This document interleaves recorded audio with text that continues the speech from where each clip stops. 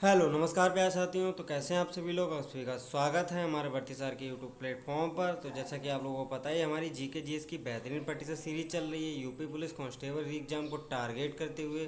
तो उसी का आज प्रैक्टिस सेट नंबर 8 है। जिन लोगों ने हमारे प्रीवियस लेक्चर नहीं देखे हैं वो हमारी प्लेलिस्ट को फॉलो करके देख सकते हैं। चलिए आज के बेहतरीन सेशन में आप सभी का स्वागत है। आज का क्वेश्चन नंबर 1, उस भारतीय राज्य की पहचान करें जिसे महाकाव्य काल में प्राग्ञ ज्योतिष के रूप में जाना जाता था। तो इसका राइट आंसर हो जाएगा option number first, Assam. Assam को ही कामरूप के नाम से भी जाना जाता है, कामरूप। ठीक है, असम ये इस समय का जुड़ा था। ठीक है, नेक्स्ट चलते हैं हम लोग। क्वेश्चन नंबर सेकंड, गैर कर राजस्व के कामकाज में सुधार करके बढ़ाया जा सकता है। कौन सा कामकाज में सुधार करके बढ़ाया जा सकता है। तो इसका राइट आंसर हो जाएगा ऑप्शन नंबर फर्स्ट, वाणिज्यिक सिंचाई परियोजना ला करके। ठीक है, नेक्स्ट चलते हैं हम लोग।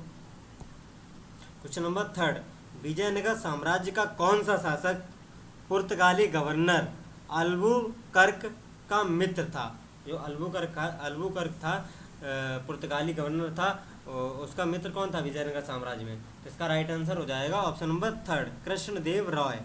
कृष्णदेव राय जो थे 1509 के में विजयनगर के सिंहासन पर बैठे थे। ठीक है, अल्बुकर्क ने बीजापुर के यूसुफ आदिल शाह के खिलाफ लड़ाई में कृष्णदेव राय को सहायता प्रदान की थी।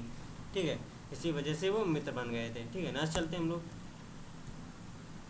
क्वेश्चन नंबर 4, निम्नलिखित में से कौन सा कार्य लॉर्ड कर्जन के समय काल में नहीं हुआ था। बंगाल विभाजन, 12 लोक सेवा मंडल का गठन, अकाल आयोग का गठन और हंटर आयोग का गठन। इनमें से कौन सा कर्जन के समय नहीं हुआ था। तो इसका राइट आंसर हो जाएगा ऑप्शन नंबर 4, हंटर आयोग का गठन कर्जन के समय नहीं हुआ था। ठीक है, भारत के गवर्नर लॉर्ड रिपन ने वायसराय की कार्यकारी परिषद सदस्य का सर विलियम हंटर की अध्यक्षता में। ठीक है, ये रिपन के समय हुआ था। नेक्स्ट चलते हम लोग। क्वेश्चन नंबर 5, दो देशांतर रेखाओं के बीच के खंड को निम्नलिखित में से किस नाम से जाना जाता है। मतलब दो देशांतर रेखाओं के बीच के खंड को क्या कहते हैं। तो इसका राइट आंसर हो जाएगा ऑप्शन नंबर सेकंड, गौर, यानी कि गोर कहा जाता है। ठीक है, नेक्स्ट चलते हैं हम लोग। क्वेश्चन नंबर 6, स्वतंत्रता से पूर्व कौन सा भारतीय क्षेत्र काला पानी के नाम से जाना जाता था। मतलब स्वतंत्रता से पूर्व कौन सा भारतीय क्षेत्र काला पानी के नाम से जाना जाता था। तो इसका राइट आंसर हो जाएगा option number second, Andaman Nicobar द्वीप समूह। ये काला पानी के नाम से जाना जाता था स्वतंत्रता से पूर्व। ठीक है, नेक्स्ट चलते हैं हम लोग। क्वेश्चन नंबर 7, निम्न में से कौन भारत का पहला लोकपाल बना था। मतलब भारत के पहले लोकपाल कौन थे। तो इसका राइट आंसर हो जाएगा option number third, Pinaki Chandra Ghosh.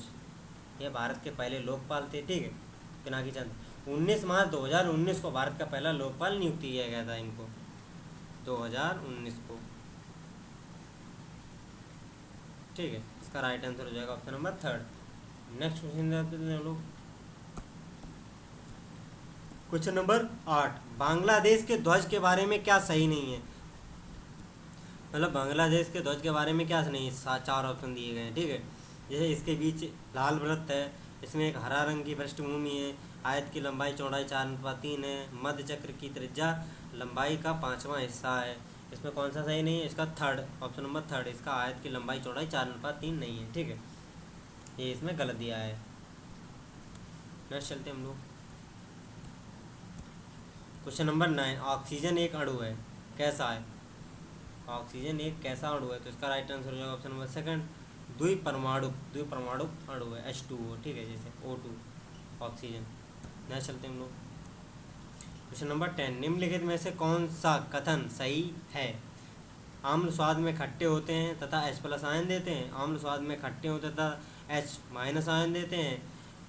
क्षार स्वाद में कड़वे होते हैं तथा OH ऋणात्मक आयन देते हैं। तो इसमें कौन सा कथन सत्य है। तो इसका राइट आंसर हो जाएगा option number first and third, इसमें सही है, आम्ल और क्षार का। ठीक है, नेक्स्ट क्वेश्चन की तरफ देखते हैं लोग। क्वेश्चन नंबर 11, भारत में निम्नलिखित में से कौन सा सार्वजनिक पर्स के संरक्षण भी कहलाता है। मतलब सार्वजनिक संरक्षण क्या है। तो इसका राइट आंसर हो जाएगा ऑप्शन नंबर फर्स्ट भारत के नियंत्रक एवं महालेखा परीक्षक, मतलब भारत की सार्वजनिक जो पर्स है उसके संरक्षक भी कहलाते हैं भारत के नियंत्रक महालेखा परीक्षक, जो कि कैग कहा जाता है, controller and auditor general. Next question की तरफ चलते हैं हम लोग। क्वेश्चन नंबर 12, निम्नलिखित में से कौन सी अखिल भारतीय सेवा है? प्रशासनिक, भारतीय प्रशासनिक सेवा, भारतीय पुलिस सेवा, भारतीय वन सेवा। तो इसका राइट आंसर हो जाएगा option number 4, first second and third सभी ही भारतीय मतलब अखिल भारतीय सेवाएं हैं। ठीक है, नेक्स्ट क्वेश्चन की तरफ चलते हैं लोग। क्वेश्चन नंबर 13, मनुष्यों में ऊर्जा तथा पदार्थों का स्रोत क्या है? मनुष्यों में जो ऊर्जा है और पदार्थों का स्रोत क्या है? तो इसका राइट आंसर हो जाएगा ऑप्शन नंबर 3, भोजन। भोजन जो है वो ऊर्जा का स्रोत होता है। ठीक है, भोजन में कार्बोहाइड्रेट, प्रोटीन, वसा, विटामिन, खनिज जैसे आवश्यक तत्व शामिल भी होते हैं। नेक्स्ट क्वेश्चन की तरफ चलते हैं लोग। क्वेश्चन नंबर 14, मानव में कार्यग्राही लगाते हैं का पता, मतलब मानव में कार्यग्राही का पता कौन लगाते हैं? तो इसका राइट आंसर हो जाएगा ऑप्शन नंबर 3, स्पर्श। जैसे स्पर्श ही मानव में कार्यग्राही का पता लगाते हैं, कैसा स्पर्श है। ठीक है, नेक्स्ट चलते हैं हम लोग। क्वेश्चन नंबर 15, किसी तार का प्रतिरोध ज्ञात करें। ठीक है, मेगा 2 में इसकी लंबाई 8 से 8 मीटर, अनुप्रस्थ काट का क्षेत्रफल 2 वर्ग मीटर सेंटीमीटर है तथा यह तार जिस पदार्थ का बना है उसका प्रतिरोधक 120 सेंटीमीटर है। ठीक है, चलिए जानते हैं।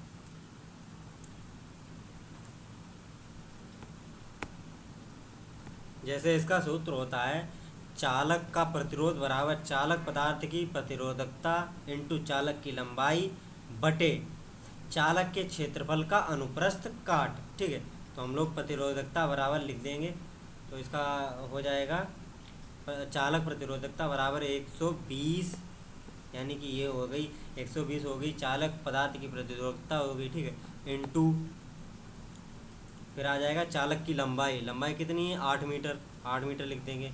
फिर बटे में आ जाएगा चालक के क्षेत्रफल का अनुप्रस्थ काट, अनुप्रस्थ काट है कितनी 2 सेंटीमीटर, और इसको मीटर स्क्वायर में बदलेंगे तो कितना हो जाएगा 0.0002 0.0002 मीटर प्रति सेकंड मीटर स्क्वायर हो जाएगा। ठीक है, इसको सॉल्व करने पर 4.8 मेगा ओडम आ जाएगा, मेगा ओडम।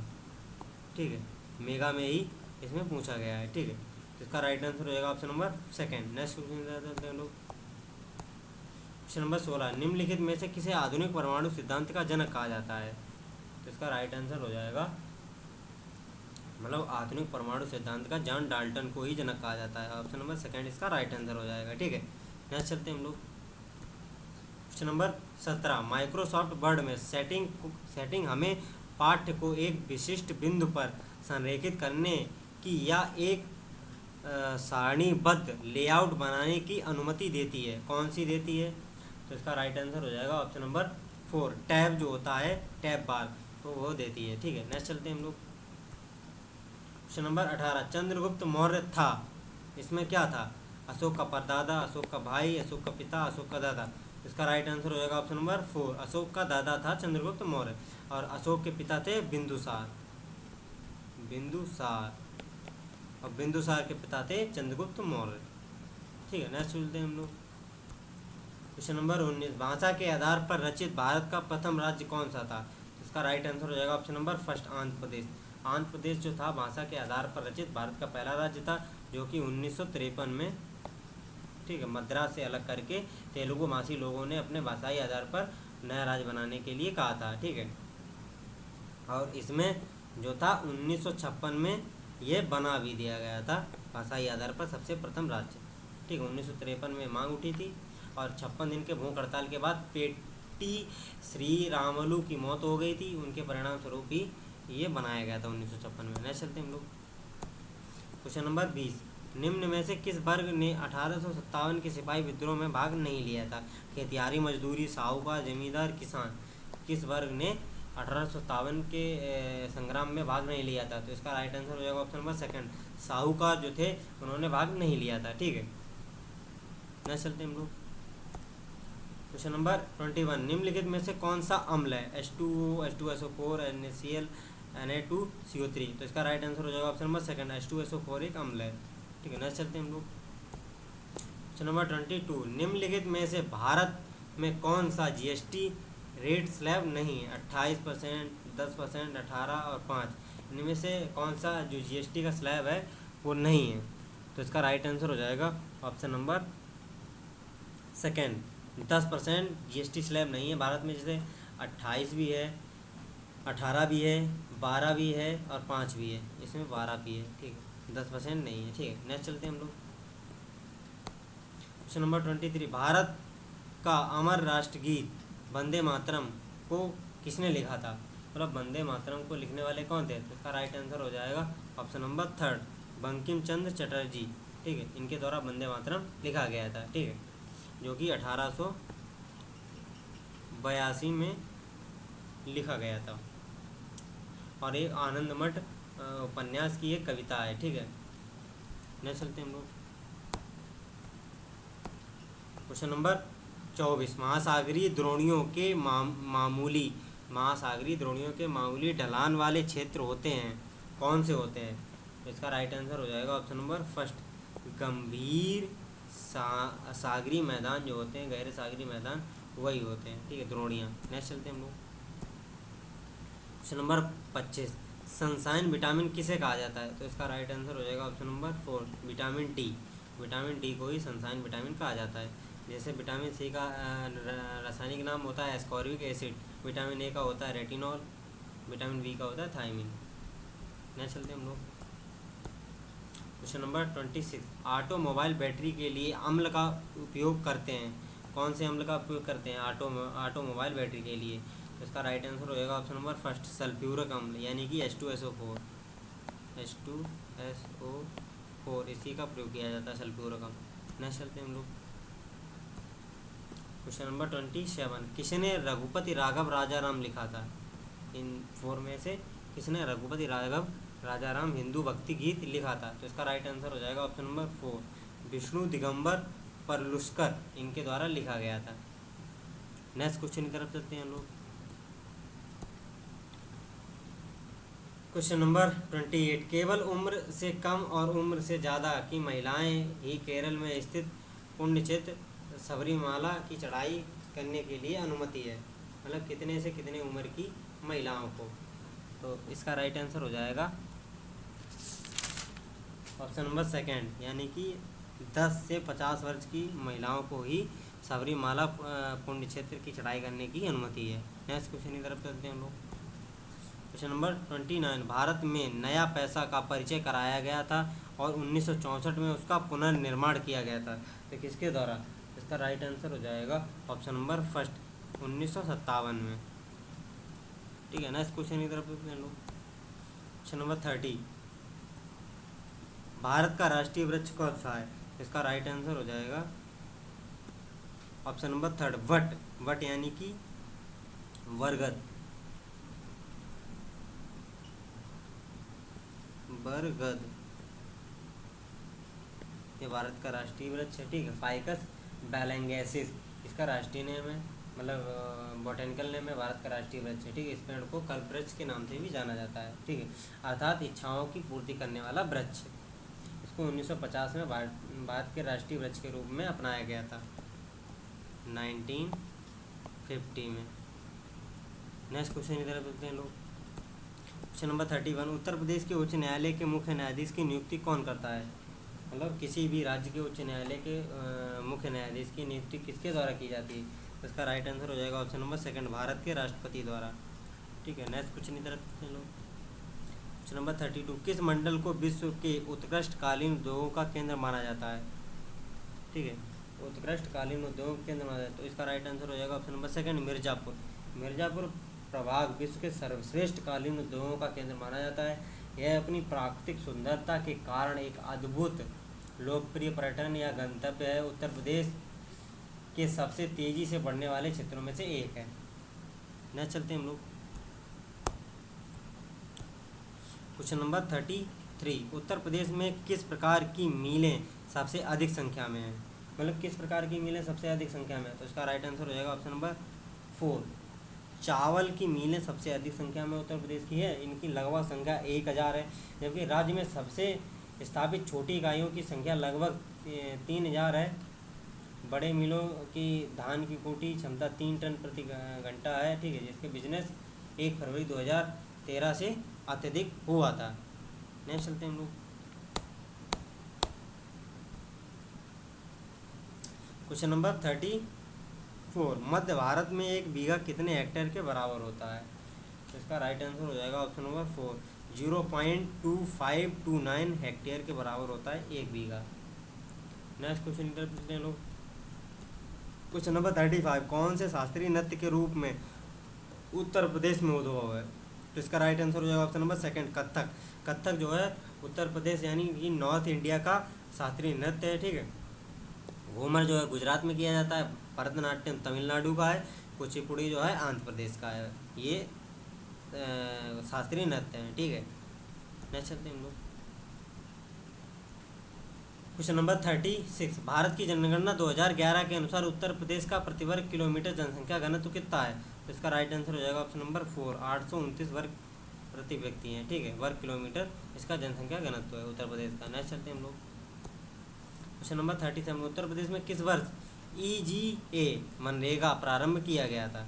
तो मतलब मनरेगा कब किया गया था? तो इसका राइट आंसर हो जाएगा ऑप्शन नंबर 4, 2011 में मनरेगा प्रारंभ किया गया था उत्तर प्रदेश, ठीक है।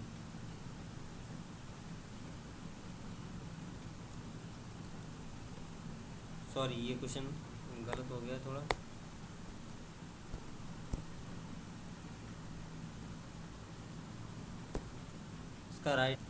इसका राइट आंसर हो जाएगा ऑप्शन नंबर 3, 2006 यानी कि 2 फरवरी 2006 को उत्तर प्रदेश में मनरेगा शुरू किया गया था। यह योजना चरणबद्ध तरीके से शुरू की गई थी, ठीक है, उत्तर प्रदेश सरकार द्वारा। नेक्स्ट चलते हैं हम लोग। आज का लास्ट क्वेश्चन था, ठीक है। तो अगर सेशन अच्छा लगा हो तो लाइक एंड कमेंट करके ज़रूर बताना, और जिन लोगों ने हमारे प्रीवियस लेक्चर नहीं देखे वो हमारे प्लेलिस्ट को फॉलो कर सकते हैं। तो मिलते हैं नेक्स्ट वीडियो में, तब तक जय हिंद जय भारत।